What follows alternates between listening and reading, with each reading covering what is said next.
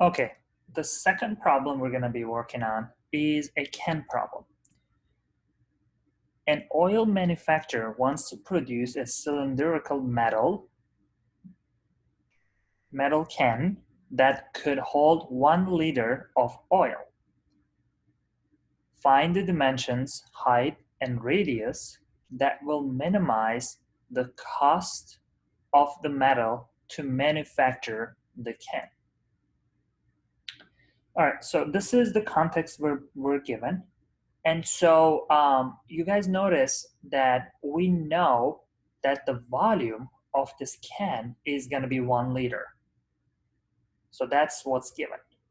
And then we're going to find dimensions that could minimize the cost of the metal to produce the can, because the can is made out of a metal, kind of like a metal plate, right?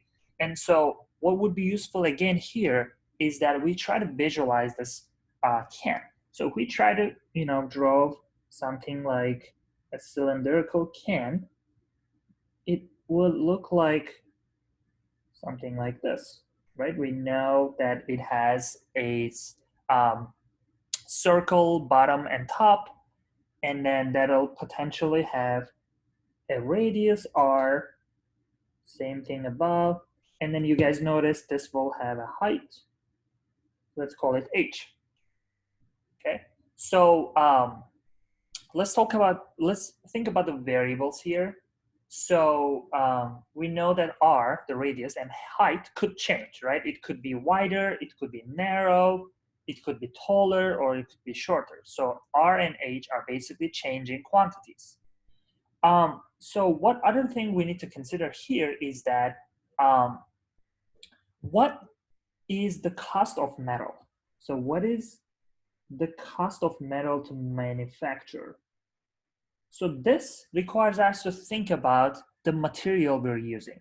Because it's like a metal, and then metal is kind of like a plate, we need to kind of rewrite or redraw this picture so that you can more clearly see the metal that you're using. In other words, we're going to undo the cylindrical shape. If you undo that or like unroll it, you're going to realize that the body of the can looks like a rectangle, right? And then you're going to have like these cylinders or circles at the top and at the bottom. And you guys notice these will still have the r as radius, and then height of this rectangle is the same as the height of the can. And then what this means, the cost of metal plate, is this whole thing is basically my plate. So this whole thing is the plate. And then the amount of plate that you're using will be finding the area of this plate, because the area of this plate tells you how much metal you're using, because this is more like a 2D object. And so what we need to do is to find the area of this whole picture. So you guys notice this whole picture, this whole plate has 2 circles and then a rectangle. And we know how to find the areas of these shapes, right? So we're going to say area of, well, before moving on to that, we need to determine the length of this other side of the rectangle. You guys notice because the side like totally compasses this circle here and there, what that means is the circumference of the circle should be the same thing as this other side length of the rectangle. In other words, this side is going to be 2 pi r, because 2 pi r is the circumference of a circle. So then I'm ready to write area formula for this metal shape. So you guys notice we have this rectangle that has the area 2 pi r times h, because that's the height, plus we're going to have the area of the circles, which are pi r squared plus pi r squared. So then I can write the area A as something like, maybe I can just combine these two. So 2 pi r squared plus 2 pi r h. So that is my formula that relates area to the dimensions r and h. Okay.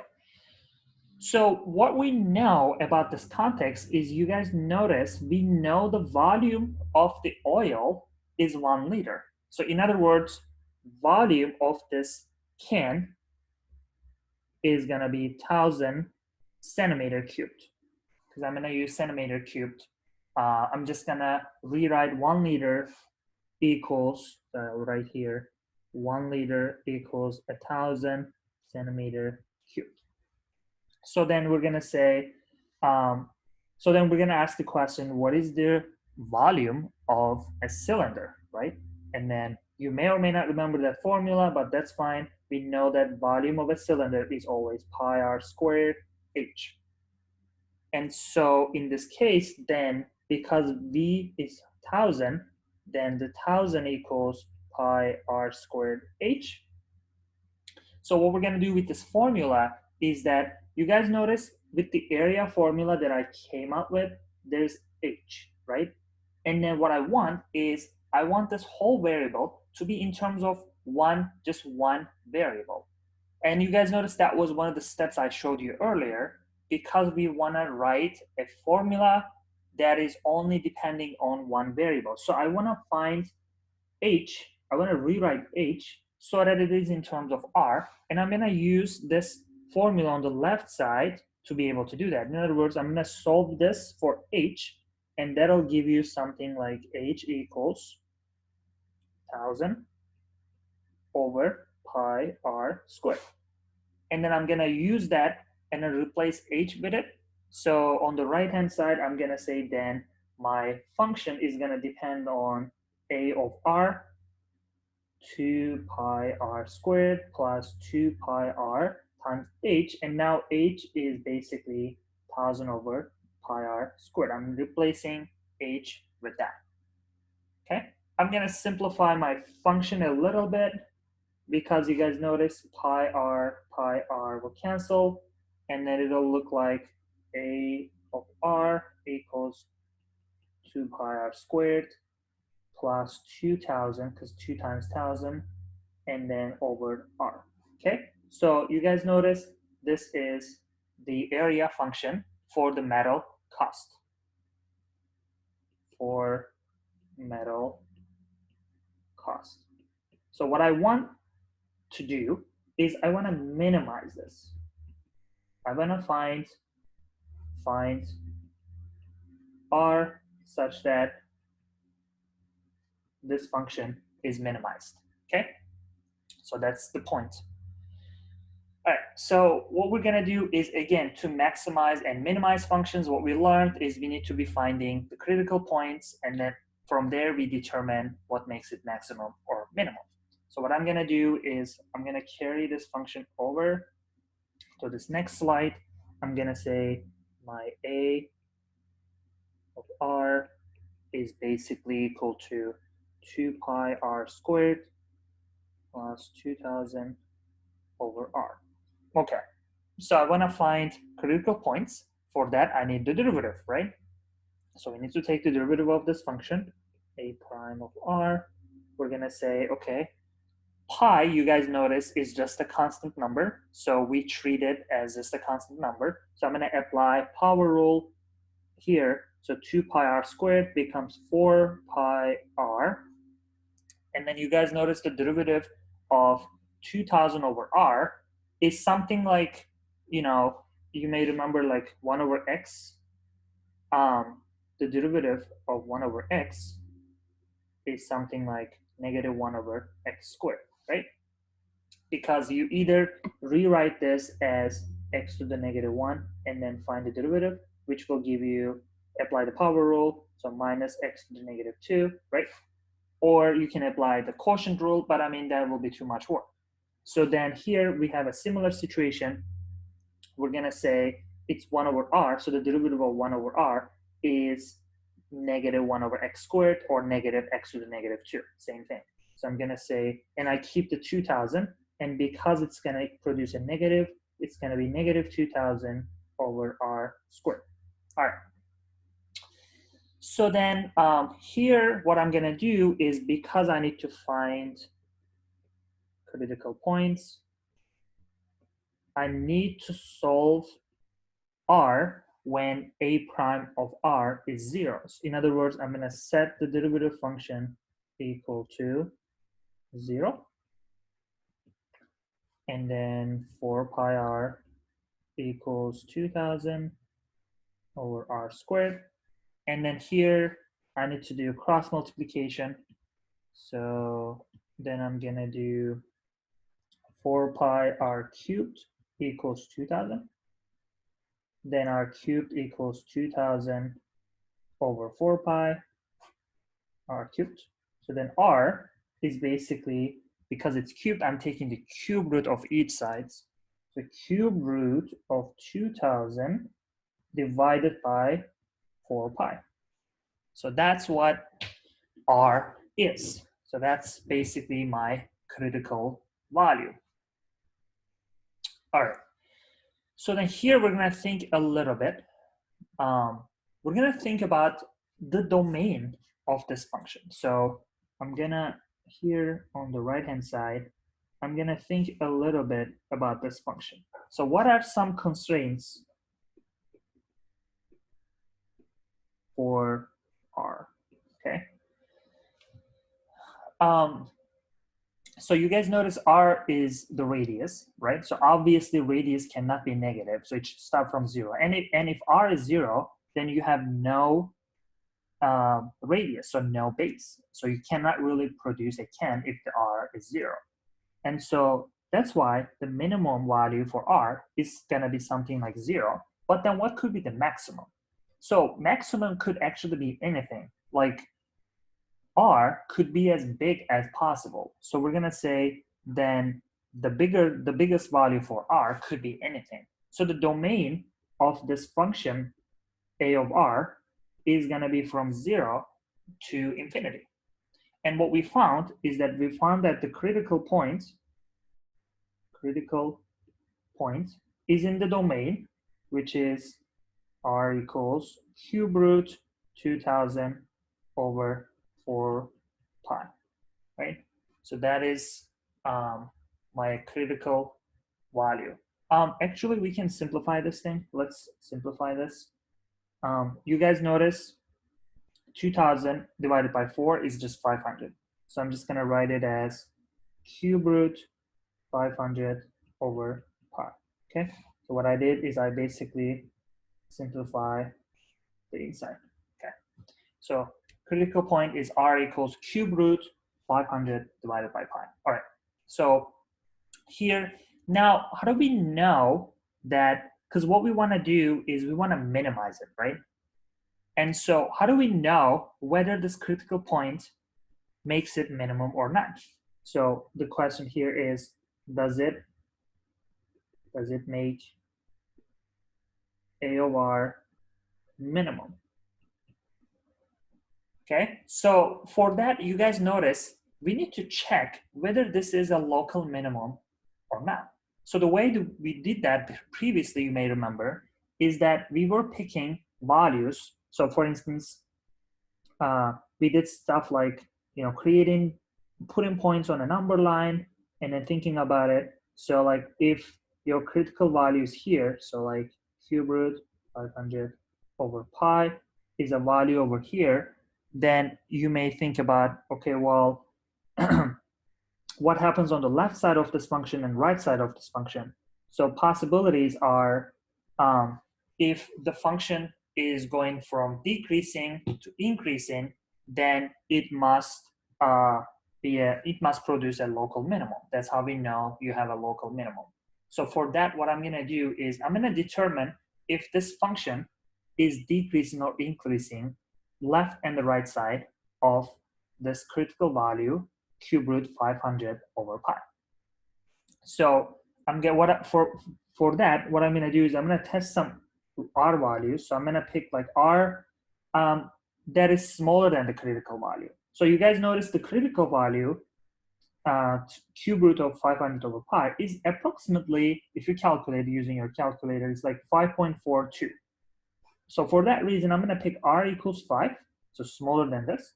And then I'm gonna pick r equals 6, and then see what it does to the function.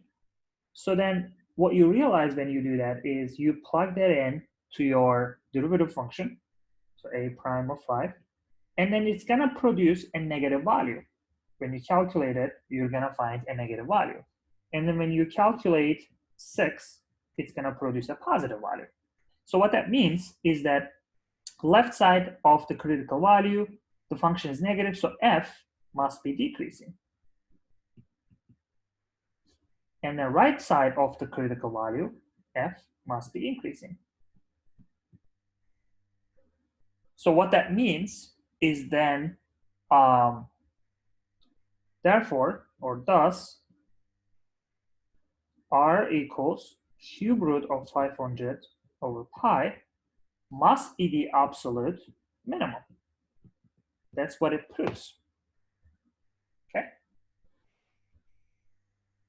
All right, so all that is left right now is we need to find the height, because we needed the whole dimension, right? Like we needed the height and the radius. So what we found is that radius equals cube root of 500 over pi, makes it minimum, and then we can write height in terms of radius because we did that before. So what we're gonna do on the next slide is we're gonna find height. And you guys notice previously we said height equals 1000 over pi r squared. That's what we used when replacing h in the first place. So then I'm gonna say, well, because we know what r is, we can write what actually h is, because we know that r that we want is cube root of 500 over pi. That's my critical value. So I'm gonna put that in here. So it's gonna be 1000 over pi times cube root 500 over pi, and that is being squared. Okay. Here, it's a little bit tricky. It has some calculation issues here, so we're just gonna do break it down as much as I can. So 1000 over. You guys notice bottom is being squared, so what I'm gonna do first is I'm gonna rewrite this inside thing. So it's gonna be pi. So I'm gonna split it, okay? So I'm gonna say cube root of 500 divided by cube root of pi. Do you guys see how I split it? So then what I'm gonna do next is I'm gonna say, okay, same thing, pi, 1000 divided by, so I'm gonna distribute the exponent to the top and the bottom. So I'm gonna say pi times parentheses, cube root 500. So this thing needs to be squared over cube root pi needs to be squared. Let me actually use like a brackets to show that this whole thing is related. So what I'm doing here is 1000 over pi. So the top, you guys notice, could be written as 500 raised by 2/3. Because I know it's cube root of 500, so I need to divide by 3, and then I'm squaring it because of that exponent I had earlier. And then bottom is the same thing. So pi raised by 2 over 3, okay? All right, so then what I'm gonna do is I'm gonna somehow connect the pi's over here. So I'm gonna say, all right, well, 1000 over pi. Because pi to the 2/3 is at the bottom, I can rewrite it as pi to the negative 2/3. And then I keep 500 raised by 2/3, okay? So then I combine, because this pi has like 1 as an exponent, so I'm gonna combine these. So then I'm gonna have 1000 divided by, so 1 minus 2/3 will produce just pi to the 1/3, right? And then I have 500 raised by 2/3. Okay. All right. So then what's gonna happen next is I'm gonna split 500. That's my next business. So that I could maybe simplify with 1000, right? So pi to the 1/3. So it'll be something like 500 raised by 1 times 500 -1/3. So this one might be a little bit trickier to see. All I did was I split it, the exponent 2/3 over here on the right-hand side, into 1 and -1/3. So this way, I can simplify these two guys. So it'll be 2 at the top. So then it'll be something like 2 over pi to the 1/3, 500 -1/3. So then it'll be 2 times, because 500 is negative, I can move it above. So it'll be 500 raised by 1/3 over pi raised by 1/3. And what this means is basically, it means 2 times cube root 500 over pi, which is something familiar with us, right? Because we know that r is basically cube root 500 over pi. So it's right here. So I'm going to say basically this whole thing equals 2 times r. So basically height is equal to 2r. So the result of this whole process is that to minimize the cost of Ken, r needs to be cube root of 500 divided by pi, and height needs to be 2 times r. So this minimizes the cost. That's going to be all. All right.